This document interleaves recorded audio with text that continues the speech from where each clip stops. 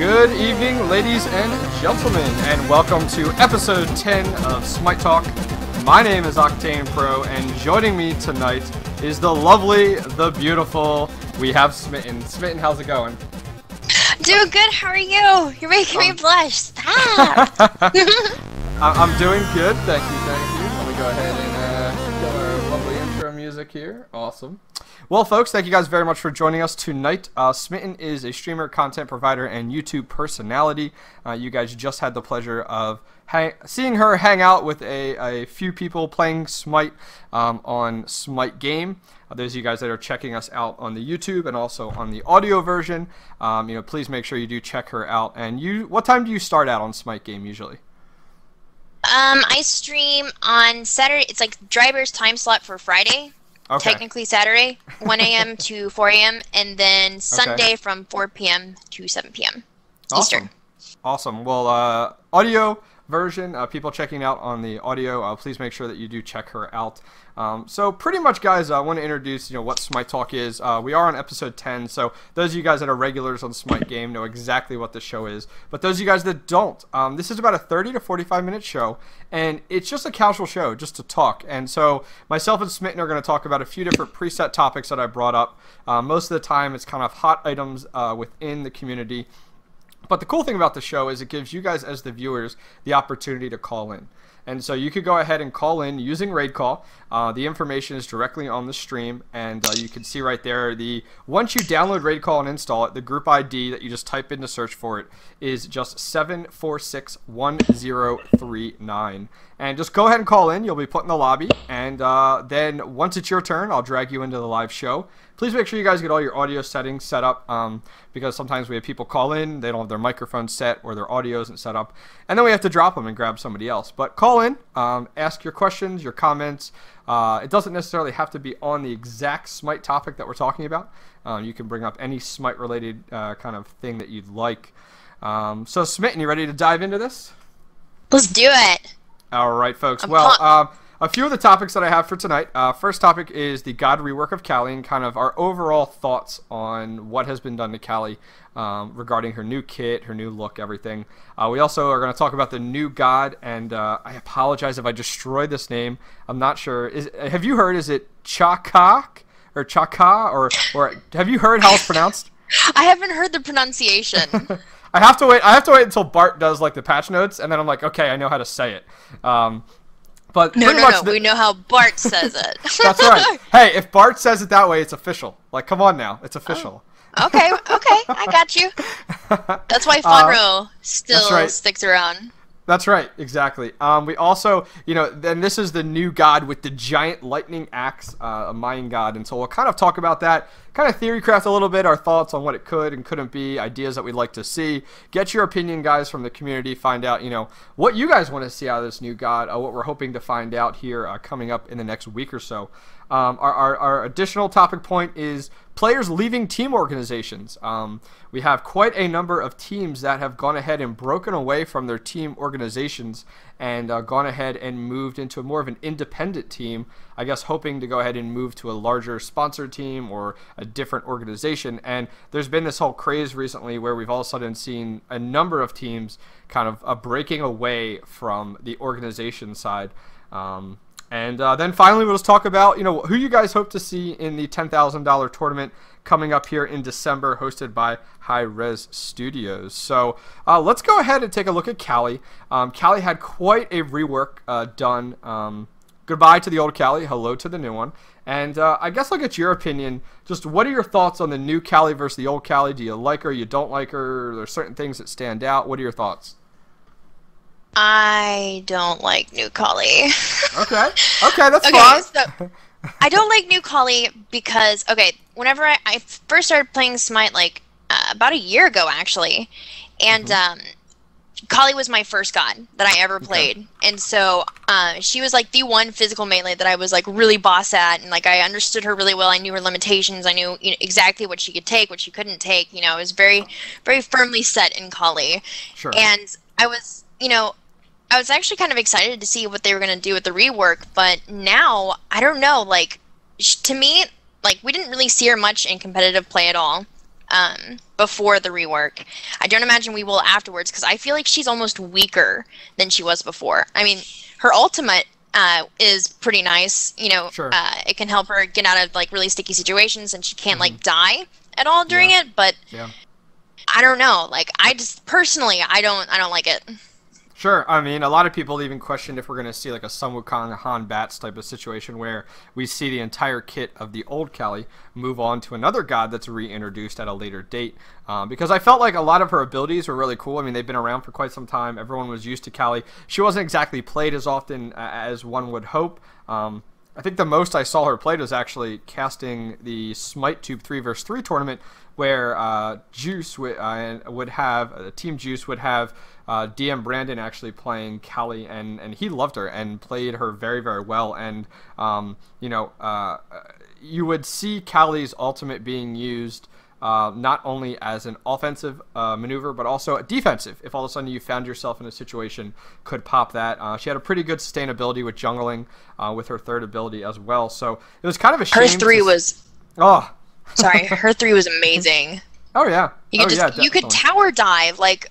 before, like, you hit level 10, you could just, like, run in there if they had a mini wave coming. You could use your lash, you could use your ult. Usually you'll pick up the kill, so you just use your 3, and then you just run on out with rage, like her 1. And it was just, like, so effective, and I don't know. Yeah. Oh, no, I agree. I mean, I completely am going to miss the old Callie. But I felt like, I mean, I guess the rework was there because Hi-Rez saw the numbers and saw, okay, like, Callie isn't being played enough in her current state. We need to redo her. Right. You know, I mean, I guess that's where it leans more to it. Now, I'll have to ask you, what are your thoughts on kind of Callie having this leap, per se, with her first ability, Nimble Strike? Do you like that she has that now compared to the old style, or what are your thoughts? Her leap is definitely, you know, an amazing escape mechanic, but, like, I really don't like how they added her heal to it. Like... That ability is so precious, like, especially when you are as not only mana hungry as Callie is, but as squishy as Callie is. So I don't like that they kind of merged the, you know, her escape and her only healing ability together. I guess, I don't know. I don't exactly know what the thinking was there. Like, why make her escape the same as her heal? I don't know. Sure. I was so biased. Hey, it's okay to be biased. Well, those of you guys in chat that aren't familiar, her first ability is Nimble Strike, and the description is Callie leaps forward, damaging enemies in the target area and healing herself for a % of the missing health from the most injured enemy hit. I saw this when Cripple was introduced, where all of a sudden I feel like there was an influx of gods that had the ability to leap forward, to dive, to escape to the skies. All of a sudden it was like, okay, we introduced Cripple, and Cripple has completely changed the game of Smite, I feel like. I'm coming from a casual and content creator side, not from the competitive side, so please don't mistake it. Smitten and I are not pro players. In the least. At least on my side, like, yeah. I was waiting for you to be like, I would like to argue differently, but you didn't say that, so okay. I can't lie like that. I'm too honest. Sure, right. But I can't lie to chat either. Yeah. I feel like Cripple has definitely changed the game, and all of a sudden we've seen this huge influx of gods that have these different escape abilities, all for this type of situations. And to me, every god does not need an escape. Every god does not need a leap. Every god does not need a dive. I don't feel it's necessarily necessary. I feel like if you build the kit correctly, they have their built-in escapes. You know, you can see Chunga. You know, she has her built-in escape from things like that. She doesn't necessarily need a leap. She doesn't fly up or anything like that. So, you know, I don't... Coming from the old Callie to a new Callie, it definitely allows you this engage, to be on top of the person right away without being anticipated upon prior to the old Callie. Kind of like Fenrir's jump. Exactly. That is Fenrir's engage. Yep. It's less effective than Fenrir's. Like, if you've got your full passive on Fenrir, I mean, you can stun them. Like Callie, she just jumps in and gets healed, and then she's in your face. Sure, definitely. So, guys in chat, if you guys do want to go ahead and call in anytime you have, call in, voice your opinions on Callie, what you do and don't like about her. We're using Raid Call, and you can go ahead and call in using the group ID. It's right up on screen. But just in case you can't read, 746-1039. Go ahead and call in. We'll jump to our second topic for tonight, but feel free to call in. We'll definitely jump back and talk about that some more. So any last comments that you do have regarding Callie? I don't expect to see her very much in competitive play unless, like, I don't know, like somebody like Pawn can pull off something incredible. Sure. You know, didn't Pawn love old Kali? I'm really interested to see what he thinks about that too, about her changes. Yeah. That's right, Pawn. Go ahead and call in. I don't know if you're in chat. Call in, voice your opinion. We'd love to hear it. Call me. That's right. That's right. Would love to hear from you, babe. So moving on to our second topic, and I'm just gonna call this new god Chaac, I guess. And I apologize if I'm butchering it. I'm reading straight up on Wikipedia here just to kind of get some information. And it's a classic Mayan god. It is the name of the Maya rain deity. With his lightning axe, Chaac strikes the clouds and produces thunder and rain. Also is, let's see, Chaac corresponds to, Tlaloc among the Aztecs. So the first thing that comes off is like we have, the first thing I think about is like Tyr with his giant sword. And now we're going to get into another god, Chaac here, that has a giant axe that kind of is like a Zeus almost, just more with thunder and rain compared to lightning. But it says his axe is the lightning axe. What are your thoughts on seeing another god? Most likely is going to be melee, just because of having that axe. Do you think that maybe even a bruiser? What are your thoughts on kind of just theorycraft here? We don't work for Hi-Rez. We don't know any leaks or anything like that. We're just kind of theorycrafting. So what are your thoughts on what this new god could be like? I'm thinking definitely either bruiser or assassin. Definitely a physical melee. So he's the god of thunder and rain, correct? And rain, correct, yes. Like, okay, if he has an ability that's, like, based on his rain, that could be, like, a cripple. That's what I'm thinking. And maybe like a dot, maybe, like, just a damage over time kind of thing, where, like, cripples and kind of does like a little bit of damage. Yeah! And, his thunder, it could be, like a knockback or something. Yeah. No. Yeah, I mean, I think there's a lot of possibilities with him. I'm kind of in my head, I'm thinking about the combination of Tyr and like a Thanatos, because Thanatos kind of has that giant like sickle per se, I'm kind of thinking of a combination there. I definitely see him as a bruiser. I don't see him as another assassin. I don't think we need another assassin. Some people in chat, some people in chat be like, oh, it'd be cool to have another tank. Possibly. I mean, there hasn't really been a lot of there hasn't really been a ton of tanks more recently. And this is the same time too, where like we're seeing a Vulcan rework, and I don't know if you guys saw with Vulcan. I guess Hi-Rez had said today that that the Vulcan's bomb is going to be the where's it at here? Okay, the bomb is going to be the single highest damaging ability in the game. So, yeah, is that ridiculous? Like to know that okay, Vulcan's now going to be like Frank the Tank right now, and be super strong. Oh my, Vulcan. Okay, there's this picture that I have to find that one of my admins did a meme for. Okay. And it's like, have you ever seen Mean Girls? Sadly, I have. You have? Okay, good. So you know where I'm coming from here. And it's this picture of Regina, the blonde or whatever, the really mean one. Yep. And she says, and it like in captions it says, "Stop trying to make Vulcan happen. It's not going to happen." And I kind of follow along the same path. I don't know. I'm a known Vulcan hater.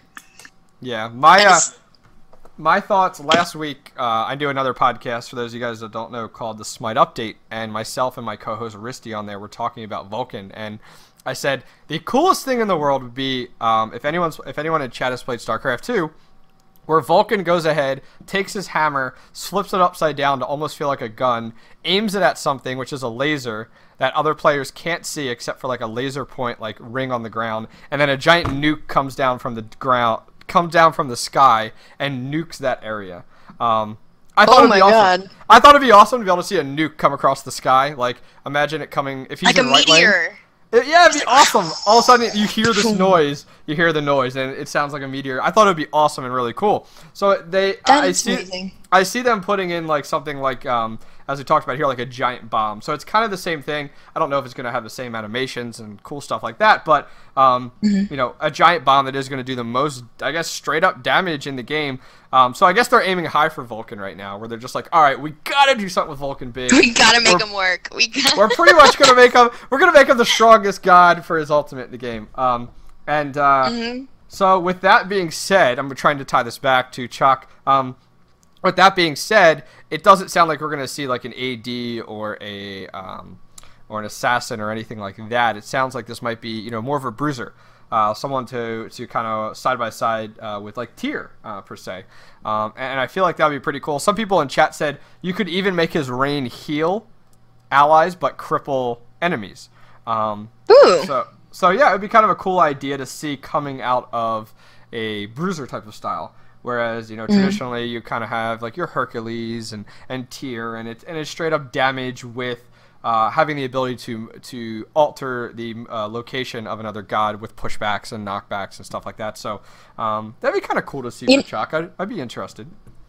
You know what? Okay, I'm looking at the era spoils that are on the Reddit right now, and it said Vulcan is going to be transformed to a mage.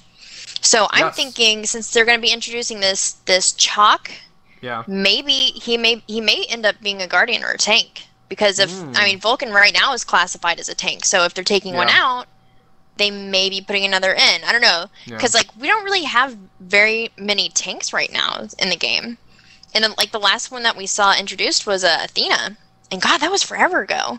Yeah, I think it's a tank. Athena didn't even pop into my mind. My first was like, oh, Ares, but no, you're correct. The last one was Athena, and that's been months. I think it's been months and months since Athena's actually come out. And one of the mods had posted in chat what we're looking at right now for December 15th. There were spoils yesterday and spoils today, but we're definitely focusing on the 15th there. So yeah, with Vulcan, yeah, that'll be interesting to see what's going on necessarily with there. And if you guys have any questions or comments or anything like that, please go ahead and call in. If not, we're just going to keep chatting here. We got, you know, lots of time to chat. Get in the raid call, guys. I know. I want to hear your questions. Are you guys afraid of talking to an attractive young lady? What's wrong with you? Come on now. Stop it, yeah. Why you got? Hey, I was talking about myself, not you. Come on now. Oh, right on. That's right. I should be so full of myself. I know. Jeez, come on now. There's other attractive women here. That's right. That's right. Get it right. So if you guys want to talk about, you know, TheoryCrafting the New God, or talk about your thoughts on Callie, please go ahead and call in. Would love to hear from you guys. Moving on to our next topic. So players leaving team organizations. There was a whole debacle going on with SK Gaming, and I don't know if they left, if they decided to disband, if there were some disagreements, whatever. So we saw that kind of fall out, which was a shame, because I remember when SK Gaming brought on a Smite team, and I was like, oh crap, you know, things have hit the fan. It's going to be awesome. You know, we're starting to see some of these major teams pick up, you know, some Smite teams. And then we saw like Root and Curse come around, and those are definitely some respectable team sizes as well. And yeah, so and then all of a sudden, and then Dignitas comes in, and Dignitas definitely, I would say right now, is the largest well-known organization out there. But then we saw like Reason Gaming kind of, you know, they decided to separate ways, and Reason Gaming had been with the players had been with Reason Gaming for quite some time, had decided to part ways there. And then just today, about an hour ago, Exodus Esports decided to, the players decided to leave the organization, and they're actually moving over to Cognitive Gaming NA. So we're kind of seeing yeah, that was just announced by Matty Pocket, and it was posted by Exodus Esports as well on their Twitter. So a lot of changes all of a sudden like going on, and a lot of movement going on. Takes me back to the days of the Root and the Curse debacle, where I felt like they were just passing players back and forth, left and right, you know. That's right. It was like, okay, who do we want this week? And they just draft back and forth and jump back and forth. Yep. So, what are your thoughts? I mean, are the players getting too greedy, or are they in the right situation to start looking for larger organizations, do they feel that, okay, Team Dignitas has been around for a while, we want to try to go with like a Team Liquid or an EG or another organization, we're trying to aiming big before Smite, because you got to think of it, a lot of this is happening, like we're going to have a $10,000 tournament coming up very shortly, within about 2 weeks. Then within under 3 months, about a little more than 3 months, I'm sorry, we're going to have the $100,000 tournament down in Atlanta. And there's a lot, like, there is not a lot of room right now for teams to start moving around. Reason being is because all of your points do matter. When it comes down to the 10K tournament and then January 4th, everybody gets reset. And it's pretty much going to be crazy. So what are your kind of overall thoughts here? Well, as far as, like, teams breaking up and then some players being moved to, like, the bigger names, if you think about it for a second, it should be kind of expected. Like, these smaller teams come in, they've scooped up some, brilliant players from league, and they, get to showcase their skills in the tournament every Saturday. I mean, you got to kind of expect bigger names to see these diamonds in the rough, so to speak. Yeah. And these smaller teams, or smaller, less well-known teams to be scooped up. I mean, like, isn't that how it kind of works in, like, all sports? Like, you have talent scouts come out to your game, see how you play, and then you're like, okay, well, I choose you, Pikachu. So they get scooped up. So, I mean, honestly, like, it's interesting how much goes on all at once. Like, if something happens in one team, I've noticed, there's a bunch of different changes made just all across the board with a bunch of different teams. Like, it's not just, like, isolated to, okay, Exertus, dissolved. Yeah. No, we're seeing a whole bunch of different changes just across the board. And I think that is really, really interesting. Go ahead.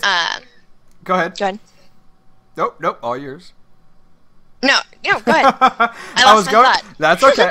No, I completely agree. I mean, I think part of it is good for the community. It makes it so that these organizations can't just kind of give these guys the short end of the straw. I mean, we're not at the point, I mean, for at least I've seen, where we have additional large teams coming into the play here, different organizations and stuff like that. We're not seeing a lot of those kind of coming in in order to get into this. Like, yet, exactly. I mean, Team Dignitas has been in the scene for quite some time.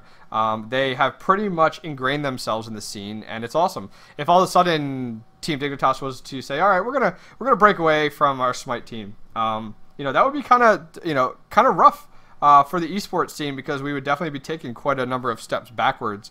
I think, I don't know. I mean, $100,000 is a lot of money to see in March, and I'm really surprised. I'm really surprised that I don't see more teams jumping on board. I should say more organizations, not necessarily teams. There's plenty of teams out there, just more organizations tapping into the scene right now. I mean, you got a $10,000 tournament coming up and then a $100,000 tournament. The only thing I could see is kind of something in question per se for some of these organizations is they see Hi-Rez providing all of these tournaments, but they don't see outside organizations providing $1,000, $2,000, $10,000 tournaments. I mean, we don't see all of a sudden, I don't know, burst. Influx of. Yeah, we don't see this influx where all of a sudden it's like, wow, there's a lot of sponsors behind an organization. This is an example. You don't see all of a sudden MLG being like, hey, we're hosting a $50,000 tournament for Smite. Because I guarantee you, if that was to happen, you'd see a bunch of teams pop up. Oh my god.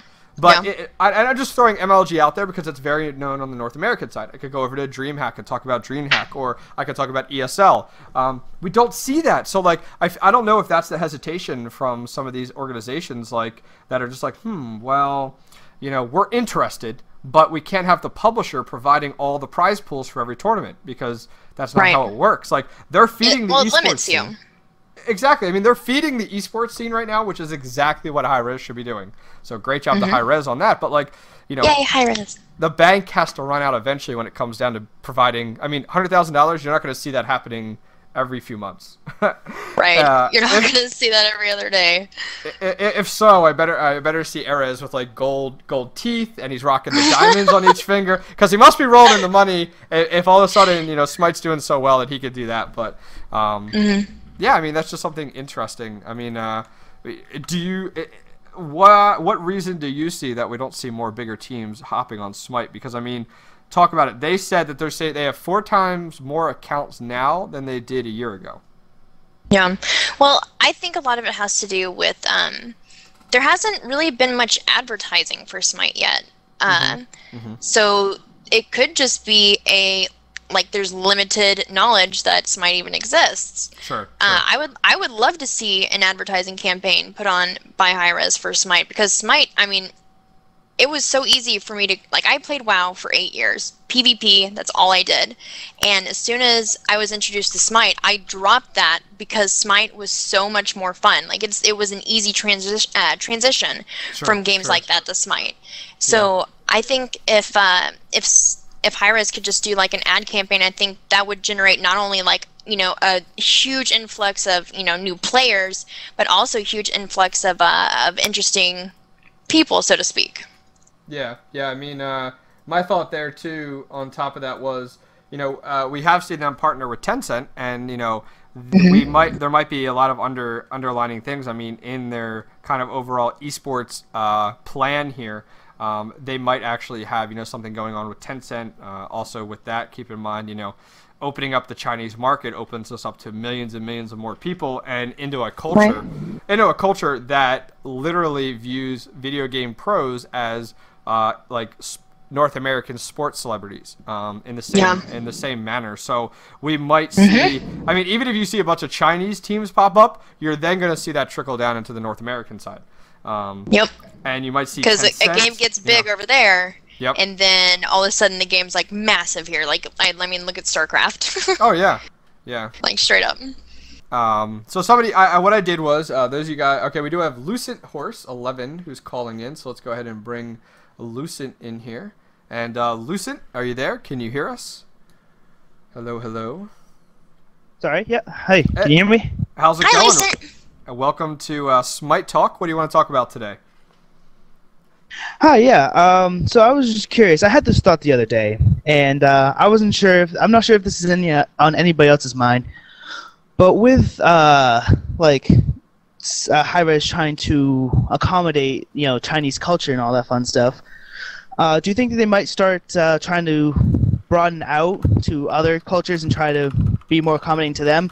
And kind of furthermore of that would be, do you think they might ever spread themselves too thin or anything like that? Sure. Smitten, I'll let you take this one first. I think the Tencent partnership was very, very strategic and very, very smart on Hi-Rez's part, and it would definitely benefit them to reach out to other cultures. I mean, it'd be ridiculous for them to just say, okay, we just want these people, but the rest of you guys, I mean, we'll see. I mean, I think it's definitely going to take some time, and it's going to take some advertising for Smite to get recognized, Sure. to make these big partnerships like that. But I don't think that they're going to isolate themselves to just a few select cultures, few select countries, just a few select partnerships. I mean, that's just my opinion. I mean, that's what I would do if I had a business. I wouldn't want to isolate myself. I want to be reaching out as much as possible. Sure. Keep in mind as well, folks, Tencent is the partnership with Tencent, and then the introduction into the Chinese market is probably, if you look at this is, as I said before, myself and Smitten do not work for Hi-Rez. We don't know of anything that you guys do not. But, the introduction into the Chinese culture is probably the first step for Hi-Rez. It's starting to move forward to other countries. The Chinese culture is huge. The attention that video games gets over there is much different than what we get in North America or even in Europe. Keep in mind the Chinese market, the Japanese market, the Korean market is very, very unique as in how you introduce games into it. We've seen a lot of changes in Smite to go ahead and prepare it for a Chinese market. They've removed certain skeletons or graphical looks, decapitated heads like that Callie had, stuff like that, in order to make the game be able to be played over there, because they view in their culture things a little bit differently.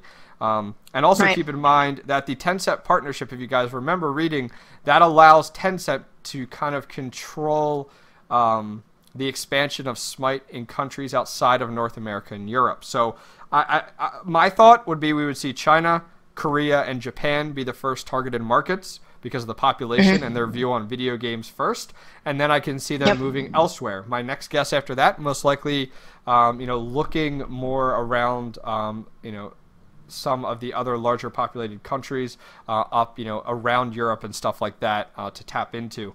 So we'll have to see. But by that time, I imagine we're going to have servers like East Coast, West Coast, Central type of servers, at least for North America, right? And also see some other ones there. So hopefully, Lucent, that kind of answered your questions on our opinions. We don't necessarily have fact, but we do have our opinions. Yeah. Yeah. I mean, do you ever think that there might? I mean, the second part of that. Do you think that they might ever spread themselves too thin, or do you think you have kind of faith in the fact that Hi-Rez, can kind of keep the reins and really keep hold of a strong thing, good thing that they got going here? I'll let Smitten take this one first. The bigger that Smite gets, or the bigger that any of their games get, the bigger that Hi-Rez can get.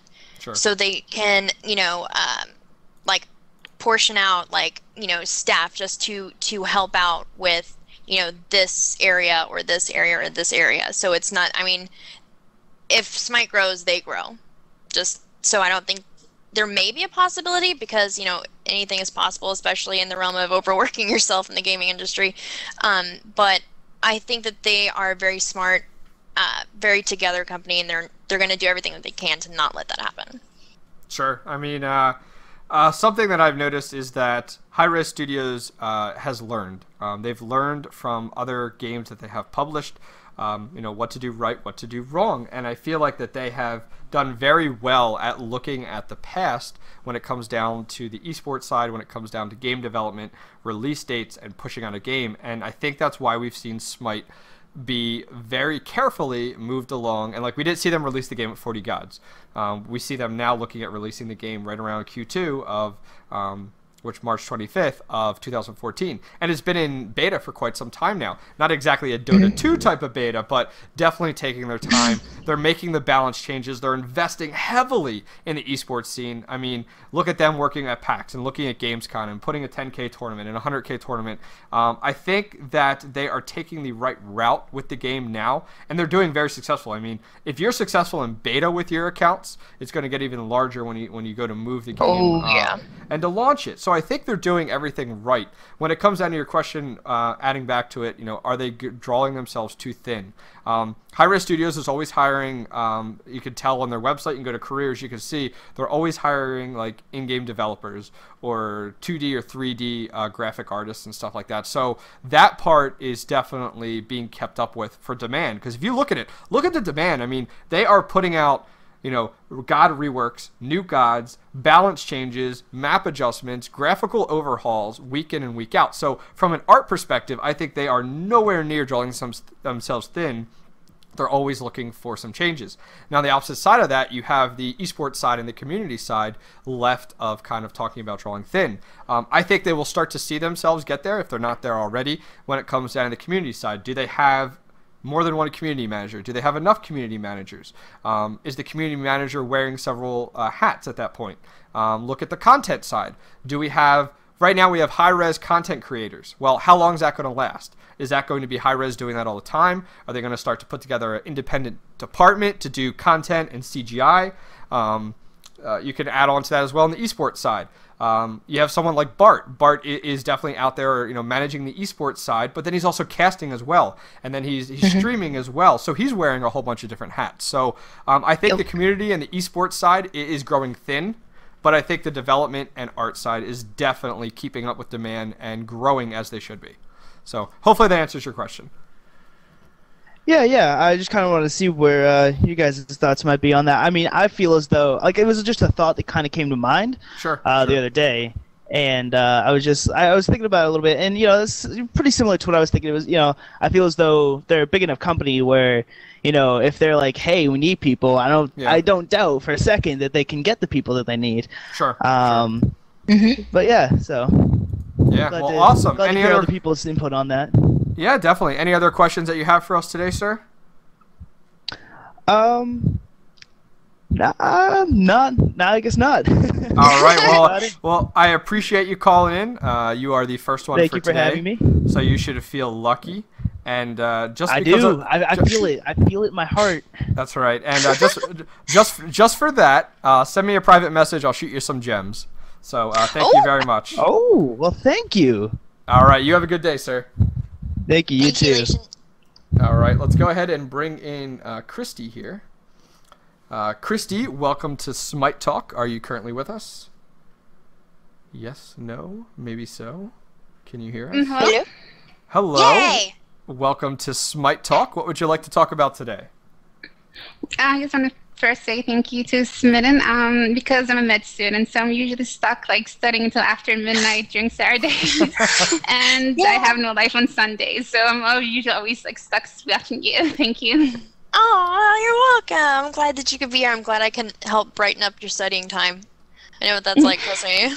Yeah, and I just have one question. I know this is a frequently asked question, sometimes in forums and stuff, but because I actually came from League of Legends before, so usually the behavior over there is kind of toxic sometimes. So, and recently, I don't know, since I've gotten, I think, level 23, it's getting a bit more toxic as well. And I know people say like grow thick skin and stuff, but I know, I just feel a bit sensitive, and I really hate. And sometimes I'm scared to go solo because I'm usually playing with a friend. So, any idea how to deal with it? I'll throw it to Smitten first. First question, though, I do have is your gamer tag like something girl-related or not? Is it just generic? No, it's actually a block of blue wood.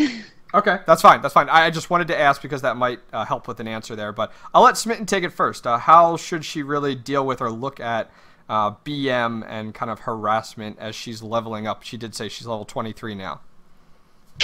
Well, you can take the Smitten way of handling trolls and nasty, toxic people.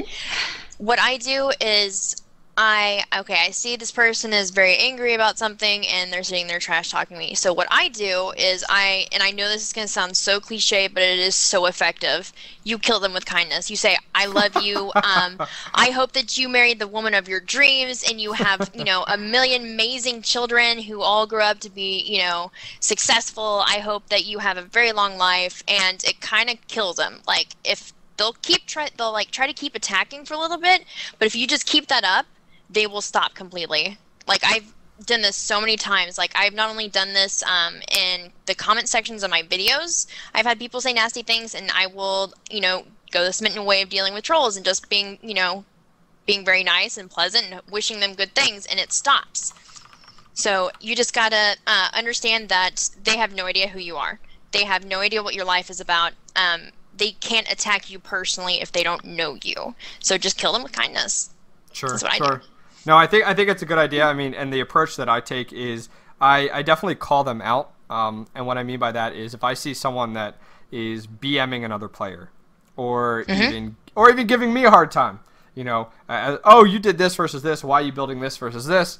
I had one game where a solo lane player was blaming the jungler for not helping his lane out enough and letting him get ganked. And I wanted to be like, the jungler's responsibility is not to watch your lane and help protect you. And so stuff like that, like when I see that types of stuff, what I do is I just put in chat back. I say, listen, you have no one to blame but yourself for the actions within this game. Do not expect people to protect you. Do not expect people to stop things from happening. Worry about your own game type. And then I finish it off and just say, if you want to continue to BM, take it back to League of Legends or Dota 2 because we don't want to see it in the Smite community. And all of a sudden, you'll see several players in the game just get on that train. And then it's like a 4 versus 1, and then that player shuts up, or they leave, and it's like, okay, he left. It's 4 on 5 now. We'll report him for leaving, and we'll move on with our game, and hopefully we can win in a 4 versus 5. Yeah, I mean, a lot of it is very psychological as well. If you see somebody, like I really like that you brought that up, Octane. If you see somebody else getting BM'd, I'm the kind of person where I stand up for the underdog. Don't let other people get talk to that way, especially if there's something that you can do to intervene. Just be like, hey, why are you being so nasty? Hey, just leave them alone, yada yada. Like, if you can be if you can intervene, that behavior is going to spread. If somebody sees that you are standing up for somebody who's, you know, having a bad game and getting called out for it, or, you know, anything like that, like if you can stand up and just say, hey, that's not cool, that's going to spread like wildfire. There are going to be more people in this community who are going to stand up against these BMers, against these toxic players. That's actually what I always rely my friends on, because usually I'm the one who gets attacked, and I guess you can consider me myself a beater because I actually try sometimes. I really do try, but Right. it's just sometimes too hard. So usually my friend is always the one who always tries to protect me. So yeah. Yeah, if you're in solo lane and you are having problems with getting out pushed, or, you know, their junglers constantly coming over to rotate to gank you, definitely keep up on wards. Items are not important at that point, especially in solo lane. Just make sure that you're warding your blue and their blue, and around. Sure. Like if it's Mercury, make sure you got a ward like up close to their tower so you can see them. I saw that in a tournament last week, and I was like, oh my god, it's brilliant. Yeah. But so yeah, if you're a solo lane player, just try to make sure, you know, you have vision and you are watching your map, more importantly. Sure. But I'm really sorry that people are like that towards you. I mean, that really, you know, that hurts me to hear that people are hurting other people. So Hey, just I'm sorry for that. come play with Smitten Thank and you. I. You'll be good to go. Yeah, we can all I'll take you up on feed. that. We can feed together, and you won't feel so bad. That's right. That's right. Well, awesome. Christy, any other questions that you do have for Smitten and I? It's just one question. Sure. Because usually my favorite god is Aphrodite. So people, like, I don't know, every time I try to ask for going to mid or solo, usually people are kind of skeptical about it. So I just want to know if it's viable or not. Sure. Aphrodite in solo lane, it's possible. She has to work twice as hard, though, I think, as other like normal quote unquote solo laners. She has to work twice as hard because she doesn't have the lane clear until she gets to be around level 8. So she's really susceptible to ganks and getting out pushed, and so she loses out on a lot of golden experience in the early game. So yes, it's possible. It's gonna take a lot of work. Sure. I mean, and the way I look at it is, if you're looking to go solo lane or mid with somebody like Aphrodite, you may want to look at other gods like Nuwa or Ra or something like that, that are a little bit more mage focused and can do a little bit more sustain when it comes down to some of those lanes. The reason I say that is because Aphrodite is amazing when paired with like a really good AD, and so you see a lot of Aphrodite in like a dual lane. I've even seen Conquest games where there's no tank and there's just Aphrodite as a support available. So when people give you a hard time for that, I think it's because people are seeing, okay, I've seen Aphrodite excel in these situations and not in the situations Because that the issue, yeah. oh, sorry, because the issue I have with Aphrodite is sometimes when my friend can't play with me, I usually still want to play Aphrodite. And the thing is with her, she's actually the most reliant god, like depending, like she relies basically on other gods. So the issue is sometimes you can't trust everyone on your team. So I try to do plays on my own, but it's just kind of difficult with Aphrodite. That's the issue. If you like mages in solo, I'm assuming that's what you play, right? Is you like solo lane? Yeah. And you like mages, definitely go for Chunga. She's one of the strongest solo laners. She's really slow in the very early game, but mid-late game she just owns. So Chunga is really good. She has the sustain, she has the heal, she has, you know, the ability to get in and out of situations. Also Hell. Hell, I just played a Hell game and she is incredible. Also, very slow to start, just like Chunga. She really shines in late game. So I would try those two. The reason with her is actually kind of suck with her. I swear, I really try. It's just I'm so bad with her. Yeah, you just got to keep on practicing, baby doll. Just keep on. I mean, like, I was really bad at Hell, and then I just I dedicated myself for like a week. All I played was Hell, and it's slowly, like, skill comes with time, dear. Thank you. Alrighty, well, thank you very much for calling in, and have a good night. Thanks, good night. Happy studying. Oh, I'm so happy I don't have to do that anymore. It's so good not to have to worry about that. I just finished semester. Oh, good for you. I gotta do it again. Oh, how far are you in? I'm about a year out from my bachelor's, and I'm going for my PhD. Oh, so you're in for life. You're in for life then. Just put it that way. In for life. In for life. Well, what directly in? Like, what field of study? I want to be a biopsychologist. I want to be a researcher. Very cool. Be a scientist. Oh, you nerd. You nerd. I am a nerd. You're a gamer. You're a gamer. It's okay. It's okay. Yep. Nerd, geek, I'm all of these things, dear. That's right. Okay, let's go ahead and take another call here. Okay. Let's see. Let's bring in someone else here. Selena, are you with us? Yeah, I'm here. Oh, hello. Hi. Well, welcome to Smite Talk. What would you like to talk about today? I was just curious to see what your guys' opinion was of the new, like, I don't know what to call it, but the new way that they have it, like, adding other people into the games and stuff. Like, talk about the parties system and everything and the like UI? that. Okay, so yeah, Yes. those of you guys not familiar, we did see Hi-Rez go ahead and overhaul their UI system for your game selection, and also with the party invite, we also saw them reintroduce they now have a new friend system built in as well. So that's what our caller is calling about. So Smitten, what are your thoughts on it? All right, I'm two-folded on this one. I hate the party system. Okay. I don't know if that's just because it's different and I'm like trying to get adjusted to it. I haven't really, found, I don't know, optimized it, I guess, for myself, like how to figure it out and all that stuff. But however, I have a million friend requests all the time, and so that like group batch ad it's awesome. is brilliant. It's brilliant. Yep. Okay, I do have one question myself. Does anybody have the problem whenever you're trying to scroll down your friends list? You like, oh, shut up, Soap. Like, when you scroll down your friends list, if you get like 2 scrolls down, it like jerks it back up. Yes. Yes. I I've had hate that also. And that oh was my god! before the latest patch when they introduced the new friend system, and I was like scrolling through. I had to scroll through and find every person that I had a friend request for. So I had to scroll down to like the V's. So you had to go all the way down and be like, okay, click there. They didn't show up at the top. And now like you have the accept all request button, which is wonderful. I know some people and some some people and community members are biased. You know, they don't accept any request. Some people do. I know myself and Smitten. I think we accept anything that comes our way, and we really don't mind it. We accept all friendships. The downside is I think now I have more friends in Smite than I do on Facebook, which is quite interesting. When you get to several hundred people, it's like, oh my gosh!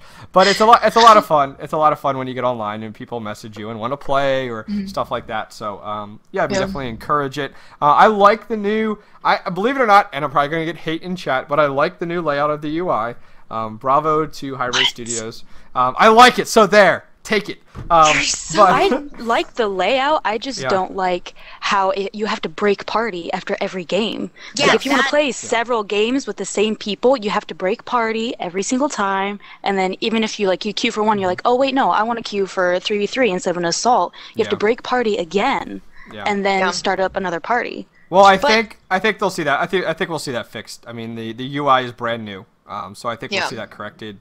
I mean, we might even see it corrected next patch, or it might be hot fixed. Hi-Rez does have that ability to hot fix some of those items, but I agree with you. I mean, it's not intentional. You have to remember that. Like, it was probably implemented, and then we tested it. Remember, we are in beta. We tested it. We're testers. That's right. That's right. It's funny because this is a side note. Some of you guys know I started a t-shirt website called Smite Shop, and on that t-shirt website for Smite, there is a shirt that says "I survived Smite beta," and this is the exact this is the exact example. I survived Smite beta.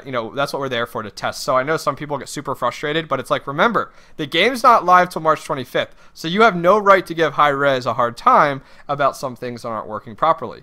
Report it, put it in, let them know, and then we'll go from there. How much is that shirt? I need it I think it's under $20. You'd have to take a look. Well, over on Smite Shop, I'm almost up to 100 Smite t-shirts. So take a look. That is amazing. Yeah, there's almost over 100.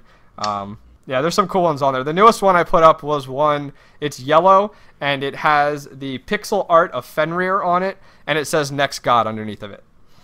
So there's some good ones over there.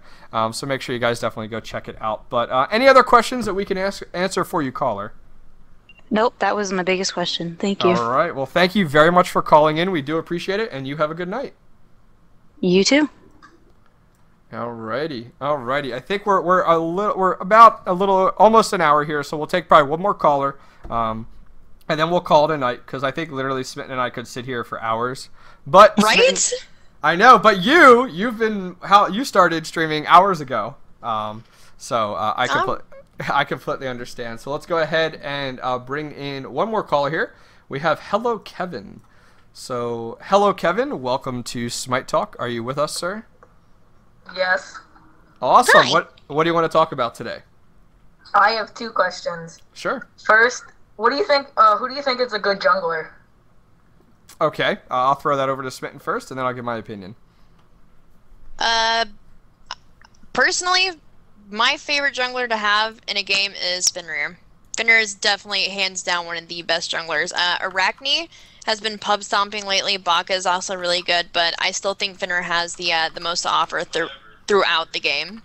Mercury, yeah, I forgot about Mercury too, but I mean he kind of dies off in late game. Yeah. My Except for unless he gets his hands on you and he punches you once and you're dead.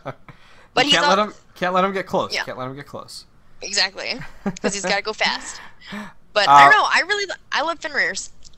Mine will have to be Thanatos. I think Thanatos is I think Thanatos is excellent as a jungler. I think he scales appropriately. My biggest thing about jungling, and it gets me every time, is that not everyone can jungle. And I hope people realize that. And what I mean by that is you as the player. Because I see a lot of people that try to play jungle, but they don't understand, ganking enough or filling in for a lane when someone has to go out or overcommitting, stuff like that. So, I feel like the jungler is the highest step up in a game. Where okay, you can play side lanes, and then now it's play the long lane, then play the solo lane, then you could play mid, and then you could play jungle. Because I feel like that's how it advances in regards to how important it is. Jungling can make or break the game. And I feel like any lane could definitely do that. But if a lane is kind of falling a little bit, you have the rest of your team to be able to help support that. But if a jungler is failing, then you're getting ganked all over the place. It's a hard time. So I feel like jungling, is definitely one of the hardest positions to play. And this is from a casual, non-competitive perspective. Please keep that in mind. There's probably some pro players in chat that are like, you have no clue what you're talking about. My opinion is that jungling is definitely super difficult, and I see Thanatos fail and succeed, but when I see them succeed, they do amazing. So Big time. Thanatos would definitely have to be, right now, I feel like one of the better junglers. I like that. The only problem I have is keeping a timer on the mid camps, because I get really confused when they spawn up and when they don't. Sure. Isn't it a minute and a half? Yeah, well, that's muscle memory. That all comes down to muscle memory, and as a jungler, you should first have a route that you take. Then you should also be, with muscle memory, looking at the lanes, trying to see when someone else is getting pressured. Most times you see a jungle gank occur when someone is pushing a lane hardcore and is almost to the tower. Because it's so much farther for them to get reinforcements, so much farther for them to escape. So as a jungler, you need to be looking at every lane. And that's why I say jungling is so hard. You're not focusing on one lane, you're looking at every lane. So you need to be monitoring every lane, seeing when your team is getting pushed and an opportunity arises. You also need to be keeping watch when someone's asking for a gank to occur. And then finally, on top of that, as a jungler, so you're not only monitoring the lanes, you're not only, not only have your path through the jungle, you then need to be keeping an eye on those middle harpies because those give you so much XP. So as a jungler, it's muscle memory and it comes with experience. Unfortunately, those games that you're getting your experience in, you could also torture other people you're playing with because if you're not doing as well. But it comes in time. I will say, I came from the StarCraft 2 scene. I wasn't Master, so my highest level was Diamond in StarCraft 2. And I'm not lying to you, I had a sticky note on my second monitor that had the 4 things that I looked at every so many seconds. one, was I creating an SUV? Two, was I, and I had these options that ran all the way down through the whole thing, so that I constantly kept that in mind. So if you're really serious about jungling, create yourself a quick little checklist on a sticky note or a 3x5 guard, put it on your other monitor, and when you're jungling, you should be looking at that every so many seconds. Where am I at? Okay, I did that, okay, rinse, repeat, and you'll find yourself becoming a much better jungler to the point where you don't even need that list anymore. So that's my recommendation. Yep. Just repetition. Yep. Okay, so my second question, since this is my first MOBA, after they release, are they still going to do frequent updates and bring out more gods, or is it going to be stopped with the updating? I don't see them ever stopping. They picked a brilliant, topic to base their game off of, which is mythology, and mythology stretches thousands of years, and we have like a vast array of gods to select from. I don't see them stopping at all. As a matter of fact, I think we can expect to see new gods, as frequently as they're already out. I think. Sure. Yeah. Yeah, I mean, you're not going to see this fall off. The reason I say that is just from talking with different Hi-Rez employees and stuff like that. Hi-Rez Erez and his team has invested financially a lot of money into Smite. They've made time, money, and effort to make sure that Smite is not going to fall apart like some fall off, should I say, like some of their other games that have come out outside of MOBAs. And the game's going to release, and there's been a lot of talk of different activities going on around the release date and stuff like that they're planning, but I don't see it falling off, because if you look at it, Hi-Rez is so connected with the community. They're always looking for opinions and always looking for help or recommendations and stuff like that. I don't see it. I feel like Hi-Rez is doing things right this time around, and so you shouldn't be concerned. Like when the game comes out, you shouldn't be concerned at all. I feel like the pace may slow down with the God releases, but I feel like the balance changes and patches and stuff like that are not, and they're going to keep on top of that. So that's just my 2 cents, but I don't work for Hi-Rez. I think it'd be really interesting. WoW shuts down their servers for like 6 hours. Yep. On like Tuesday, I can almost see it like getting to that point where they just shut everything down for an extended period of time just to make these massive changes or like these massive updates, and then just releasing it again. But I think the God release, it may slow down a little bit now that I'm thinking about it. Maybe to like 1 every month or so instead of 2. I don't know. We'll see. I'm really excited about that. Oh, okay. Well, that's all the questions I have. Well, thank you very much for calling in. I appreciate it. Yep. Thank you. Thank you. And we'll go ahead and round out the night with some of the questions that we did get on ask.fm /Octane Pro. Just kind of go through a few of those here. And I'll throw this first question over to Smitten. Do you think Smite is completely ready to be released on March 25th? I don't see why it wouldn't. I mean, like, the maps are beautiful. The balances are just getting better and better every week. I don't see why they wouldn't. Personally, I'd like to see a couple different game modes be introduced before they release, just, so there's like lots of variety. But yeah, I think as of right now, I like it. I think they could on March 25th. Definitely. Yeah. I mean, are you talking about game modes there? I mean, in all honesty, Smite could have released the game with like Conquest and Arena and been pretty good to go. The reason is you want to, and I like how they've opened up so many different game types and modes available in order to grow a larger audience, especially when it comes down to like, everyone plays different, everyone likes to play differently, so that's why we have so many different game modes. But you got to remember, last I heard or checked, I think Hi-Rez was around like 70 employees. They're a very small publishing company compared to some of the other big boys out there. And with the amount of content they're putting out and stuff like that, they're doing a pretty good job. They're doing an incredible job. Yeah. So you know what I want to see?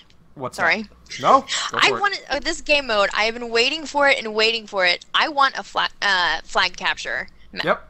Capture the flag. Yep. Oh my goodness. Okay. Anyways. I want to see it capture the flag though, but when in a lot larger map. Like I want to see a map that's like twice the size of Conquest. And make something almost like a WoW battleground. I want to see something hardcore, very large. Like they were talking about a 10 vs 10 mode for Arena. Okay, makes sense. That would be But incredible. let's make a 10 vs 10 capture the flag, big giant map. Let's give 3 vs 3 their own map. It doesn't need to be running on a 1 vs 1 joust map anymore. I mean, if they were to start to get into larger maps, I understand that they would have to start to look at doubling the size of their team and stuff like that, just with like art development and handling balance and all that types of stuff. And it does become hard because it becomes hard to balance a god for several different game modes. I understand that, but I you know, to answer the original question, do I think the game is ready to be released? Yes. Yes, yes, yes, and yes, because I don't think Yes. you know, the game is going to keep up. I feel like the game is going to keep up with where it's at currently and keep moving forward. So I definitely do see it. Someone else had asked here, do you think Smite will be competing against Dota 2 and League of Legends as the biggest MOBAs? I'll throw this over to you first. I think it's gonna blow them out of the water. I mean, those click to move, isometric MOBAs, yeah, they're good. Yes, they've been successful, but this third person, man, it's gonna suck in, you know, all the WoW players. Like, it's just, I think it's going to completely dominate the MOBA field. Yeah, something to keep in mind is, you know, right now, if Smite was around when League of Legends and Dota 2 were not around, we would see a totally different beta size and population. But you know, Smite kind of got on the horse a little bit late when it came down to the MOBA scene. They're still riding the wave, but a little bit later than Dota 2 and League of Legends. So the industry standards have kind of been set by Dota 2 and League of Legends, and it's going to take a few years to get up to that point. You know, Right. the MOBA scene is very much used to the point-to-click, bird's-eye view type of style MOBA, and Smite is overhauling that. Now, something to keep in mind, though, Smite is a three-dimensional game where, go ahead and look at World of Warcraft, which has millions and millions and millions of accounts. It's a 3D, third-dimensional game that has PvP in it. Very similar to Smite. You could see Yeah. a lot of those players starting to... If you're PvP only, and that's the only thing you play WoW for, you may find yourself a little tempted to tap into Smite because it's pretty much what you love to do, but completely dedicated to it. So, And free. yeah, exactly. Like, exactly. I dropped 8 years. That's all I did was Yeah. PvP and WoW. That's Yeah. all I did. And I was Yeah. paying, you know, $15 a month so I can just get in there and, you know, pub stomp all day. Like, Yeah, yeah. and then Smite came out and I was like, I get to PvP all the time and it's free? You've got to be kidding me. Yeah. So, it's going to get big, guys. Wait and see. Sure, sure. We'll take another question here. Let's see. Should the game be balanced around casual queue or high-level elo, or the competitive scene? What are your thoughts? I don't think it should be based off of any single one of those. I think that it needs to be, in order to be a successful game, it needs to make accommodations to all of that. Sure. My point of view, coming from the StarCraft 2 scene and the way they handled balance, is that they did look at the competitive scene very, very closely, and a lot of the game was balanced directly around the competitive scene because the way we as the casual community look at the competitive scene is directly reflected with balance. And what I mean by that is if we see people in the competitive scene, for example, Laz going ahead and playing Athena in jungle, well, that gets directly reflected down to the casual scene, and then all of a sudden we see that happening. The same thing with item selection, same thing with lane compositions in regards to, you know, what works and what doesn't work. In regards to going with a 2-1-2 or a 1-1-2 or a 1-2-1 in regards to lane combinations. You know, we see it first. Yeah, On I can see that. We see it first on the competitive side, and then it trickles down to the casual scene. You know, we as the casual scene look up to the competitive players as the all-knowing players they are because they play the game much more than we do most of the time. And so when Hi-Rez is looking at balance, pretty sure they're looking at the competitive scene because of how intertwined the competitive and also the casual scene is. So, that's Yeah, kind of... you know, I retract my former statement. I completely agree with that. Because, I mean, you're absolutely right. You know, you have this huge base of, you know, just casual players like myself. Sure. But you have this very fine-tuned community of pro players who know this game in and out. They know the mechanics, you know, like better than they know the back of their own hand. Yep. I mean, you're going to want to look at the specialists and how they're functioning. So I actually absolutely agree with that, Octane. That's a very good point.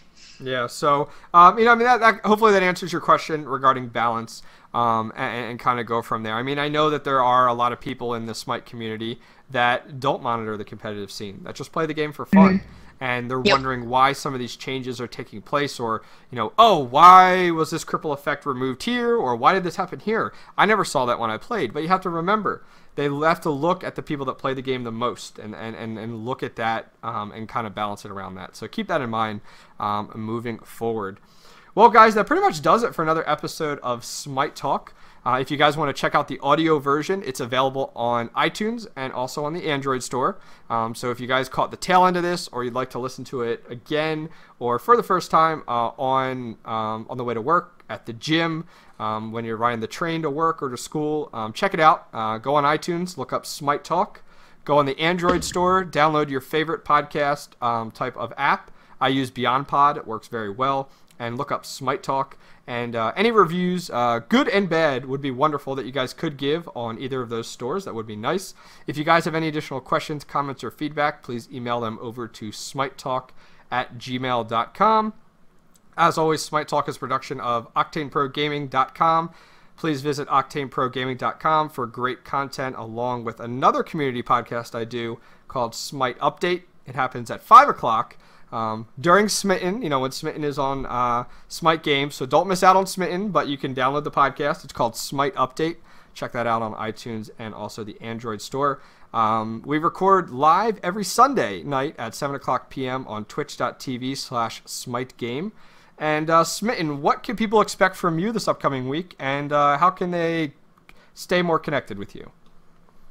We are going back at the video production hardcore next week. I'm out of school. I have no other obligations than to my viewers. We finally got our software figured out, so we're going to be kicking that into gear tomorrow. You can find me at youtube.com/GangFirstGaming. Follow me on Twitter at SmittenGFG. My personal Twitch, twitch.tv/GangFirstGaming. And of course, my the place where all my hardcore fans hang out at, facebook.com/GangFirstGaming. Well, awesome. Well, Smitten, I appreciate you coming on. It was a pleasure, and it was very well. Took a little bit to get off the ground, but I thought the show went very well. Special shout outs to the show sponsor, tweakedaudio.com, for supporting the show. We will see everybody next week for another episode of the Smite Talk podcast show at 7 o'clock p.m. Eastern, right here on Sunday. Take care, folks. I will be taking a short 5-minute break to get set up, and I will be doing viewer games along with 3 Cali Skin giveaways coming up in the next hour or so. So stay tuned, guys. See you guys in 5 minutes. Take care. Au revoir.